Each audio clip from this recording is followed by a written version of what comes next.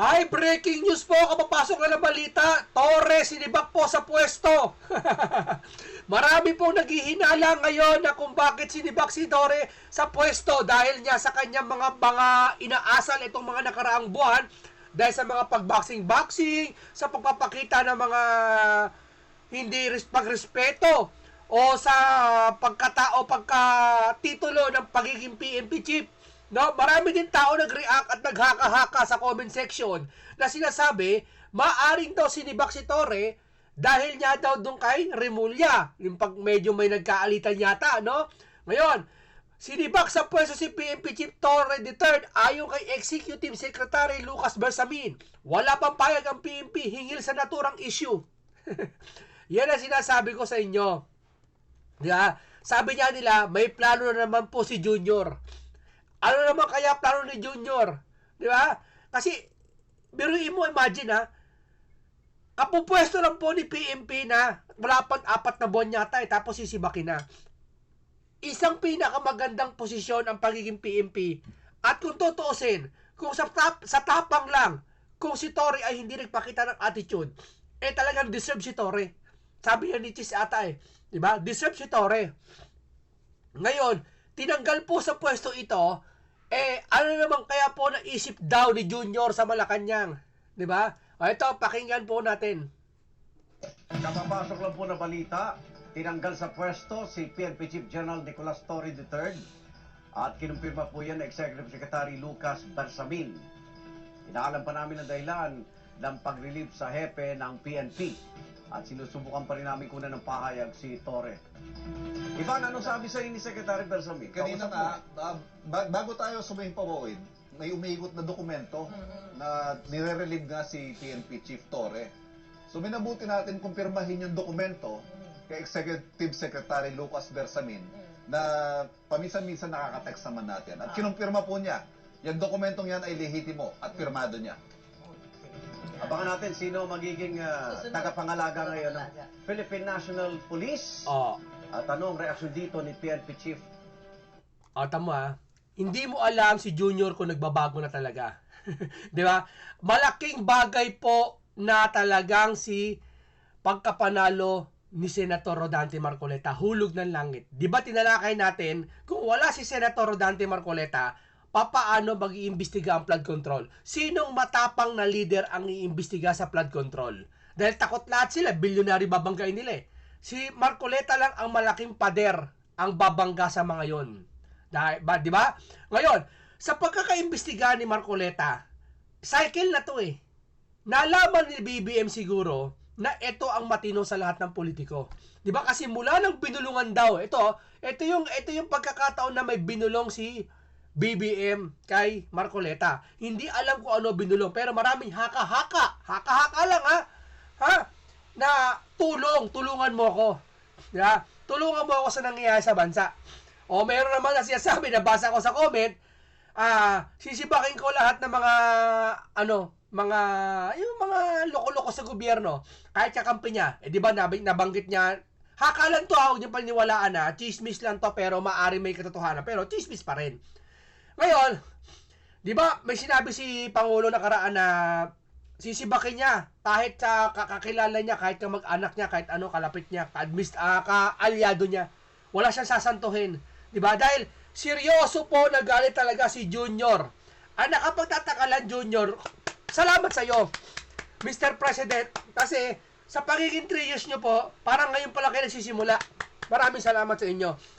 No, kasi siguro natauhan kayo sa binulong ni Marcoleta o binulong mo kay Marcoleta. Yun ang haka-haka lang Huwag niyo huwag kayong magpapasabihin. Si Munting ka naman nag-iimbento ng fake news. Haka nga lang eh.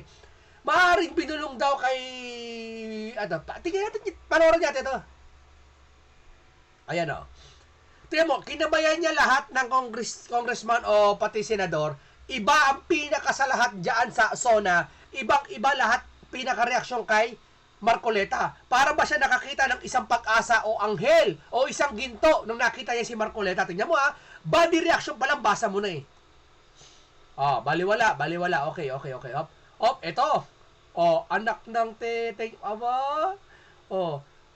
Bibilang Walang nakakaalam kung ano totoong binulong niyan, si Marcoleta lang. Pero ayon sa mga haka-haka, na tulungan mo ko. Oh, walang problema, sir. Pag ang isang presidente na humingi ng tulong sa iyo. Oh, sino ba naman hindi tutulong diyan? Kung ikaw ay may kakayahan, may kapasidad, may tapang na tumulong.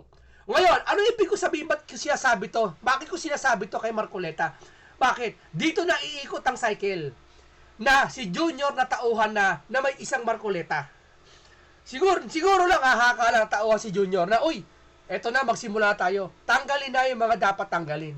Siguro seryoso ang pagtanggal niya kay Tory ngayon, o hindi ko lang kung siya nagtanggal, sinibak sa pwesto. Ha? Ibig sabihin, dito na magsisimula ang pagbabago ng Pilipinas. Wala nang kengkoy, di ba? Iisa pa yung kengkoy ng Malacanang, yung palingkera. Si Madam, dapat yun si Bakindel. Kasi seryoso ang administrasyon. Seryoso si Marcoleta. Si Marcoleta bahagi ng pakikipagtulungan sa administrasyon. Kaalyado man o hindi. Di ba? Ibig sabihin, may matino si Marcoleta. Matino naman si BBM. Di ba? Kaso nga lang, sabi ng iba, mahina nga lang. Pero, siyempre, presidente, ginagampanan mo lahat ng trabaho mo. Ngayon, lahat matino. Tapos may boxing champion. May palengkera sa Malacanang, talak ng talak. Hindi balance. Dapat sibakin. O, susunod sibakin dito, yung palengkera na Yusek ata, yung madaldal na babae. Di ba? Dapat sibakin daw po yon, sabi. Hindi ako may sabi niyan. Dito po nagsimula siguro lahat eh. Ayan o, antindi na, ulitin natin. Tingnan mo. Kumbaga sabi ni Marcoleta, inuutos ko kay Pangulo na para hindi naman inutusan ng Pangulo. I mean, haka lang to. Maaari siya sabi ni Marcoleta dito na huwag kang mag-alala, Pangulo, tutulong ako. At nagagayari naman. At sino ba naman politiko na hindi makikipagtulungan sa administrasyon? Kung ang administrasyon naman ay nakikitang seryoso na, si Marcos seryoso, nakita mo, pumupunta pa sa iba't iba, Baguio. Nakikita yung kapalpakan ng gobyerno. Isa sa mga kasangkapan si Marcos Jr. kung bakit ang mga flood control on the spot, on hand, nakikita niya. Harap-harapan, nakikita niya. Pumupunta siya isa-isa. Baka puntahan niya pa ang Batangas o puntahan niya pa ang ibang lugar. Di ba? Si Marcoleta naman, habang si Marcoleta naman, nag-iimbestiga. So, ibig sabihin, combination lahat. Sila Erwin Tulfo, lahat. So, ibig sabihin, lahat dito seryoso. Nakuha nyo? Kumbaga, parang siya sabi dito ni Marcoleta, sige, makikipagtulungan ako. Pero, sibakin mo muna lahat yung mga kengkoy. Wala naman siya sabi si Marcoleta na akin lang yun, ha? Pero may possible na maaaring nagkakaganon. Di ba? Tingnan nyo. Iba yung topic, 1, 2. Binulungan. Sir, nakananalo ka, naks naman. Sabi ng Pangulo. Di ba? Pero yung bulong doon, hindi alam kung ano pa yung bulong doon. No? Ngayon, ito. Tignan mo, tignan natin ang patuloy natin to. Nako po, ilang! Pinakamalaking balita ngayon! May sinibak sa PNP! Sino ang sinibak? RH14, Let Narciso, Camilet! Sinibak si General Nicolas Torre III bilang hepe ng Philippine National Police. Kinumpirma ito ni Executive Secretary Lucas Bersamin na siya rin nakapirma sa lumabas na papel mula sa Office ng Presidente. So ibig sabihin, maraming balita na, confirm na nga. Si Torre na tiyakin ang maayos na turnover ng lahat kabilang ang mga dokumento at informasyon para sa tuloy-tuloy at epektibong paghahatid ng serbisyo ng PNP. Sino kapalit? May kapalit? Yes. Ha? Sino kapalit? Wala pang binanggit. Yung papel pa lang, yung lumabas Anthony at Jerry. Wala pang, yung dahil. Vision. Basta maikli lang yung Maikli lang. sa papel na inilabas ng malaki. Yung relief order. Oo, yun lang. Okay, thank you. Mga nakikisaw Ito daw yung nakikisaw-saw. Nakikisaw-saw. mga nagbibigay ng opinion. We welcome all of those. No? Sir, wala kayong pakialam, sir, kung may nakikisaw-saw, sir. Kasi mataas na posisyon kayo, tapos syempre, ang paniniwala ng iba, marami kayo nasagasaan. Di ba? Marami kayong tinamaan. So, ibig sabihin, payag ka na may makisawsaw, may mangialam, di ba? Hanggat di ka naman pinagbabantaan, hindi ka naman minumura, payag ka, di ba? Oh. May mga statements nga lang na right now ay nakikita natin ay nakaka-damage more than nakakatulong sa ating organisasyon. And we're going to address that internally. We're going to resolve all of those through meaningful dialogues, bilateral dialogues, or tripartite dialogues with the people that is concerned in the next coming days. O, tingnan mo nakita mo talaga, lahat ng gobyerno ngayon, nagre-rigodon, umaali, iba nasisibak, nabdubuko, umaamin. Bakit? Dahil kanino? Dahil sa ibang senador? No. Dahil kay Senator kapatid o Redante Marcoleta. Teka, Marcoleta, dahil sa kanya, nagbabago unti-unti. Kaya yung broadcaster dyan na babae ng talak ng talak kay Marcoleta, na hindi makapaniwala na nanalo si Marcoleta, umpisa pala nagkakaganito lahat, pati si Junior lahat, pati mga congressman, nagkakasuhulan na. Dahil takot sila kay Rodante Marcoleta dahil alam nila si Rodante Marcoleta para kayong bumangga sa pinakamalaking pader sa buong universe na pinakamatigas. Tandaan nyo yan, ako nagsasabi sa inyo. Hindi nyo kilala si Rodante Marcoleta. O ngayon, hindi pa kumikilos, first hearing pa lang, nagkakaganito na ang gobyerno. Ibig sabihin, effective. Kumbaga sa isang antibiotic, nang uminom ka, yung bacteria mo sa katawan ay nagsisialisa na unti-unti. Naaalarma. Ibig sabihin, pag umalis ang bakterya, nagkakawatak-watak ang bakterya, gumagaling ka na. Ang bansa naghihil na. Pati mga panahon nakikisama. Pansinin mo, sa Benguet, sa Mountain Province, may gumuho.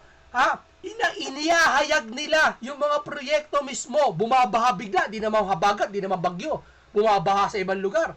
Diba? Inihahayag mismo ng Panginoon lahat ng kalokohan ng kontraktor at gobyerno. Ayaw umamin? O sige, pababahain ko. Para mabuko na walang bakal doon. O bagyo, halimbawa, bumaha. Nakita, nasira yung creek. Walang bakal. O di nabuko. Diba? Ganun po. Pati panahon po nakikisama kay Senator Dante Marcoleta. Isa ito sa mga ingredients kung bakit si Torres, sa aking hakalang hakalan to, tsore lang, na kung bakit si Torres siguro sinibak dahil niya paglilinis sa gobyerno dahil pa rin kay Senator Rodante Marcoleta. Kaya tama ka Junior. Kaya, pero marami po nagsasabi, marami po naghihinala. Ito, tignan mo marami po naghihinala na bakit daw sinibak si Torre. Maraming haka-haka na bakit daw si Remulla nakaaway. At ito pinaka-punto nila. Yung nagsabi daw si PMP na wala siya nakitang poging adik at lahat pangit. Wala po ako nakitang, pakinggan niya natin. Sinabi niya. Ang bottom line lang dyan, wala pa ako nakitang adik na maganda at gwapo. Lahat ng adik pangit. Di ba may nakita mo yung, di ba dati, tingnan nyo ang before and after. Artista napakaganda na adik, yun ang itsura. Di ba? Diretsong usapan, real talk. Wala pang adik o substance user na gwapo at maganda. Lahat pangit. Sabi ng iba, sabihan mo ba naman ang presidente na pangit? Talagang sisibaking ka. Hindi ako may sabi niya, yung mga nasa comment section. Hindi ako may sabi niya na yun ang pagkakasabi. Di ba? Nabasa ko lang. Ayan, pero malabo naman. Chori lang naman to. Pero hinala, syempre, hindi mo mapipigilan ng taong bayan maghinala. Bakit? Wala silang idea kung bakit nagkakagaya ng administrasyon. Bisa sisibakin, kasi babalik. Tapos may korupsyon, hindi sisibakin. Di ba? Napatunayan, may ghost project, yung secretary, hindi sisibakin. Ayaw mag-resign. Magulo Kaya yung taong bayan, hindi mo masisisi na mapatanong sa kanyang sarili o mapakomment sa social media na mga ganitong memes or mga iba't ibang hinala na. Kaya pumayag kayo. Di ba? Kasi kayo din may kasalanan kung matino ba naman ng gobyerno, halimbawa, di ba? Parang isang private sector na organisasyon. Gusto niya isang private umasenso ang kanyang negosyo. Ganon din ang public, ang government Hindi naman pag-asenso ang ating kinukuha Yung kaayusan, yung seguridad, kalinisan, lahat ng bagay sa ikagaganda ng Pilipinas. Kasi kung asensado tayo eh. Pinaniwala lang tayo ng ibang politiko, hindi lahat na tayo ay wala tayong kapasidad sa lahat ng mga bagay na ating pinapangarap, lalo na makabili tayo ng mga equipment. Hindi. Biruin mo, hindi tayo makabili ng mga truck na mga import, yung mga truck na kakaiba, yung mga modern na technology. Pero, kung makakurakot, 1 trillion. Sige nga. Oh. Eto, painggan natin si Marcos, malaman yung sinabi niya. Maikli lang, pero malaman yung sinabi niya. Halo lahat, hindi lang sa flood control, yung mga kengkoy kasama dito. Nanagot din namin ang lahat ng sangkot sa anomalya at katiwalian. Ilalabas natin ang buo at pawang katotohanan at titiyakin natin hindi na mauulit ang kawalan ng respeto at malasakit sa taong bayan. Oh, kawalan ng respeto, alam nyo na. Tore, may respeto po ba kayo? Hindi kasi kung may respeto ho siya, Kung si Baste, alimbawa, si Baste si Paolo ba yun? Yung isa, hinamon niya suntukan si Baste. Kung halimbawa, hinamon ka ni Baste ng suntukan, kung naniniwala kayo hindi disente si Baste, hindi mo napapatulan. Tama? Pero pinatulan mo. Ngayon, tatamaan ka ngayon sa sinabi ni BBM. Buo at pawang katotohanan at ang lahat ng sangkot sa anomalya at katiwalian. Ilalabas natin ang buo at pawang katotohanan at titiyakin natin hindi na mauulit ang kawalan ng respeto at malasakit sa taong bayan. Kasama kayo doon, Mr. Torre. Ewan ko lang kung ikaw yung kasama dyan. Pero para sa akin, kung in general sasabihin mo, respeto para sa taong bayan, dapat kasama po kayo. Pati yung palengkera sa Malacanang. Lahat po kasama. Alin ang kasama? Yung mga taong nakaramdam ng walang respeto sa pamumuno habang nakaupo sila dyan. Naintindihan nyo ho? Hindi ko naman sinabi ikaw yun. Pero, batay po sa kinilos mo sa mga nakaraang buwan, nagpa-boxing ka, nagganon-ganon, sa tingin nyo po ba, ang madudungisan nun? Sino? Yung pagkatao nyo po ba? O yung uniforme nyo? Diba? Yun po yun. Tanong ko lang po yun eh. Decente po ba yun? Ipacheck nyo po sa ibang bansa na isang PNP chief naghamon ng boxing. Kayo po ang ibang bansa po sasagot kung decente ba yun o hindi. Ako, ayoko manggaling sa akin. Sabihin nyo po. Okay, maraming hinala nga daw, tinamaan daw. Kasi pag gumagamit niya nga daw ng pulburon, papangit ka. Doon daw hinala nila. Ako, totoo naman yun. Agree naman ako kay Mr. Torre. No, kasi si Mr. Torre na lang kasi hindi ka na chief PNP. Mr. Torre kasi, tama yung sinabi mo na lahat ng gumagamit pangit. Maski ako, marami ako kakilalang popogi. Amerikano pa nga pogi. Yung gumamit, ang pangit na. Yung pangit, lalong pumangit. Ito, kasi nakakatuyo ng balat, nakakapatay ng mga cells, yung mga hormones mo, iba na. Kumbaga, mas tumatanda ka ng 30 years biglaan sa paggamit mo, 'di ba? Kasi kaya nga may mga prutas gulay 'di ba? May mga anti-red radical o kinakain tayo pampabata, pampapusyaw, yung drugs po kabaliktaran lahat 'yon.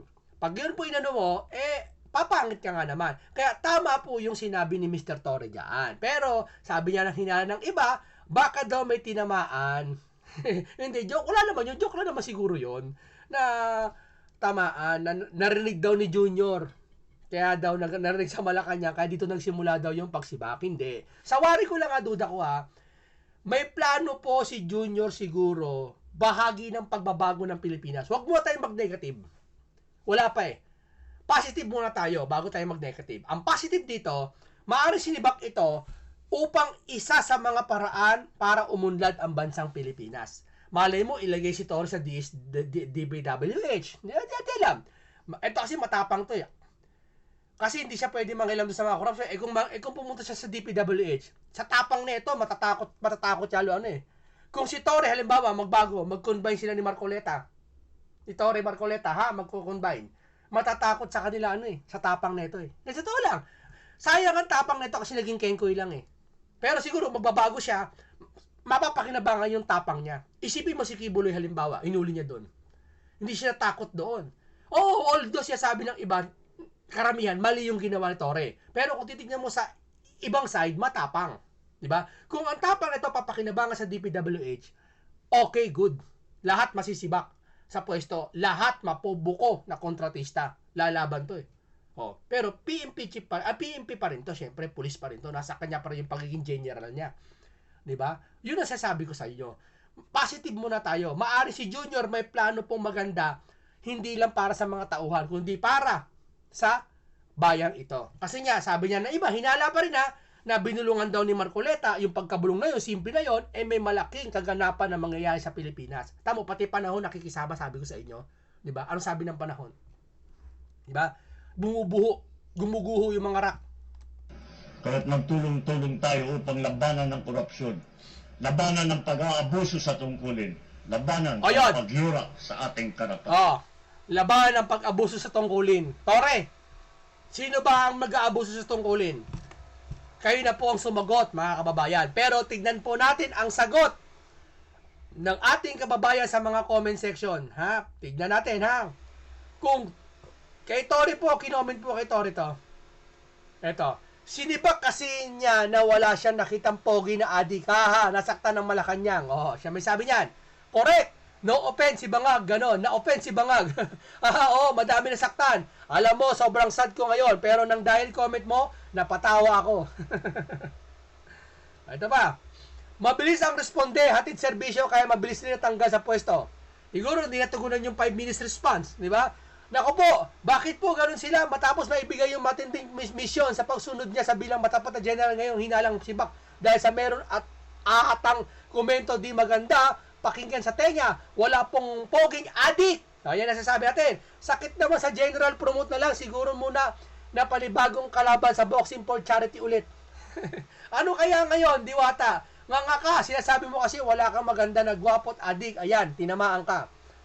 Ang galing, mapaikot ng ulong Diablo. Mga mandaraya, kapwa, mandaraya ay nagdadayaan. Walang hanes, daming gimmicks, talaga ginagawa ng Diablo. Hindi mo masisisi yung taong bayan kung ba't niya naisip to eh. No? Eto, sinibak din yata sa pwesto to. Kinumpirma ni Manila International Airport Authority MIA General Manager Eric Jose na nirelieve na sa pwesto si MIA Airport Chief Levy Bing Jose. Ayon sa MIA GM, ibalik na rin sa pwesto si Luis Cometa bilang kapalit. Ang dami nagkakasibakan. Tama sinabi ni BBM. Yung mga papang-abuso sa karapatan. Hindi ko naman sinabi abusado sila Tore, pati ito Ibig sabihin, may direksyon na ang administrasyon ngayon. Nagsisimula na po ang pagiging presidente po ni Junior. Salamat naman po sa iyo after 3 years. Diba? Maraming salamat sa iyo, Pangulo. Pinupuri kita ngayon, Junior. Maraming salamat po sa iyo, Sir President pala. Pinupuri po kita ngayon. Yan siya sabi ko sa inyo, mga kababayan ko. Ito ipapalit. Ito daw ipapalit. Pinalitan ni Lieutenant General Jose Marciano Nortates Jr. na si General Dico Torres bilang bagong Philippine Chief PNP. Ayan post ng Abante News Online. Ayan Memorandum for President. Kay President mismo at ang gali, Office of the President Malacanang. Appoint of Chief Philippine National Police PNP August 25 kagahapon. Tore, ayan. Titigan mo sa Tore. Paalam na Tore. Sabi ko sa inyo Sinabi ko sa inyo, binili ko siya agahapon. Kay Vice Ganda, binilinan ko rin si Vice Ganda. Na huwag kayong magmalabis pag nasa taas na kayo. Dahil minsan, ang Panginoon, gising yan. Hindi minsan, araw-araw gising yung Panginoon. Minsan, dinadala tayo sa pinakamataas. Akala natin pinagpapala pa tayo. Hindi.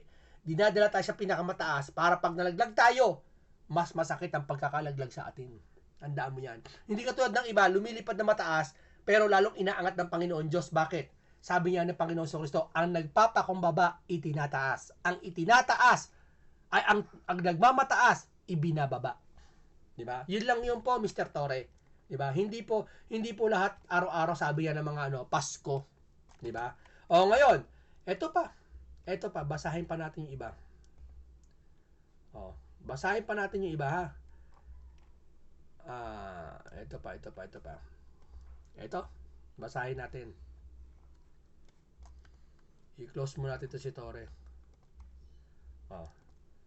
Ito, ay mga comment Diversionary tactics are action used to direct attention away from main issue or problem.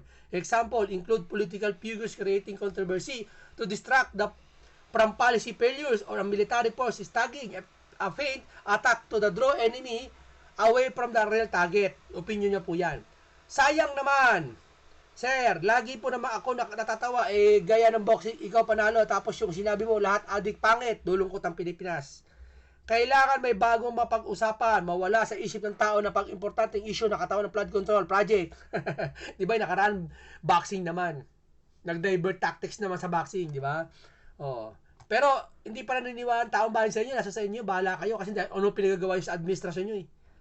Paniwala kasi ni Sir Boss na si SILG. Pag sinabi niya na bawiin mo yung relief, order ni General na Tartates, gawin mo agad. Hindi yung nagmamatigas ka pa. Ngayon, saan kang kaugnay ka ng ilalagay na saan ka ngayon ilalagay o pupulutin? As advice, respect your boss always. Tama lang sa'yo. Tama, ang dami nang respeto pa rin kay Torre. Pero sa pagiging respeto nila, pinasabihan nila si Torre. Ibig sabihin, si Torre naglalabis na. Biruin mo yung mga taong kakampi niya na nung may respeto sa kanya, nagsasabi na sa kanya ngayon na masasakit. Bakit? Bilang tanda ng respeto pa rin kay Torre, ibig sabihin, si Torre hindi ata namamalayan, naglalabis na.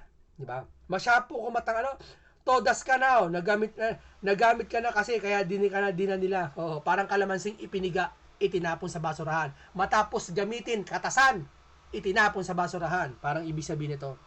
It's a prank, Torre. Tapos na ang bark era mo.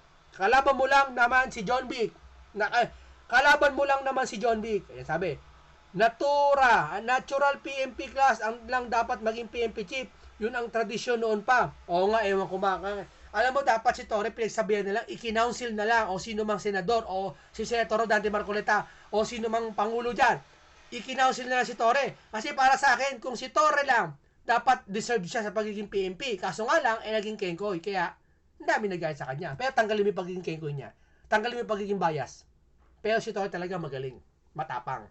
Kasi ang hahanapin mo kasi sa isang leader, tandaan nyo hindi talino, hindi experience, hindi lang pala experience, hindi lang talino. Habi ko nga sa inyo, matagal ko sinasabi, kundi yung tapang na kaya niyang pangasiwaan, kaya niyang magpapako sa krus, kaya niyang sugpuin lahat ng krimen, harapin. Diba? Unang yung tinawag mo pangit ang amo mo, ang kanyang may bahay. Pangalawa, puro ka na forma. Mga astang presidente, convoy mo. Samantala, palpak ang programa mo lahat. Sino ang tingin mo na hindi magagalit? Ito nga kasi mga kababayan, na tinatawag dito, pinaghihinalaan nila yung sinabi ni Torre na wala siya nakitang poging addict na pogi. Lahat pangit. Maraming hinala dito si Torre, may pinariringgan. Hindi natin alam kung sino mataas na posisyon na pinariringgan niya. Hinala ng iba. Kaya hindi mo masisisi si Torre, hindi mo masisisi ang lahat na mag-react ng ganito. No? O yun, hanggang dito lang po tayo. Maraming salamat sa inyo. Torre, paalam sa'yo. Pero nakakalungkot kasi sayang yung pagiging matapang mo kung inilagay mo sana sa tama, sa direksyon. May tumatawag. Sandali lang. Hello? Hello? Hello? Hindi naman. Ay, di. Naka-ongoing akong vlog, man.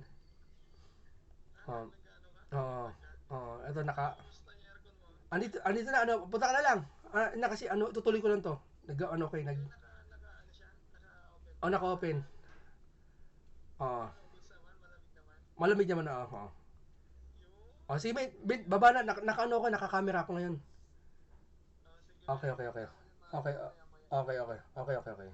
Okay. Ayun. May appointment lang, may ano lang ako. May tumawag lang. Kasi ito kasi parang live to eh. Kaya may mga kumakaw lang aso, may nagbabarena, hindi maiwasan. Hindi sabihin hindi scripted to. Wala akong binaba. Ito mga opinion ko lang lumalabas sa akin. May on the spot na dumarating na bisita sa akin, ganun talaga, no? Sabihin, nagagampanan ko. Kahit na ganito. Ngayon, tuloy tayo. Eto na nga, si Torre. Torre, payo ko lang sa'yo. Tulad na ipinayo ko kay Vice Ganda. Pag tayo nasa tuktok na, kung tayo sa tuktok na, wala kasi nasa tuktok na tumuktok pa, o yung pinakatuktok, tumutuktok pa, lahat po, pababa lahat ng tao. Mapaposisyon, mapaedad.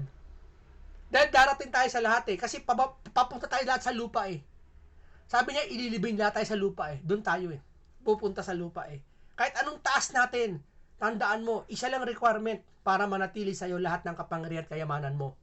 Yung marunong ka magpakumbaba. Paminsan-minsan naging mayabang ka. Paminsan-minsan naging arrogante ka. Paminsan-minsan naging sinungaling ka.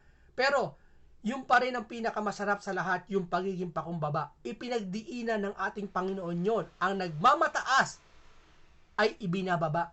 At yung nagpapakababa, itinataas. Yan po. Maraming salamat po sa inyong lahat. Mabuhay lahat kayo.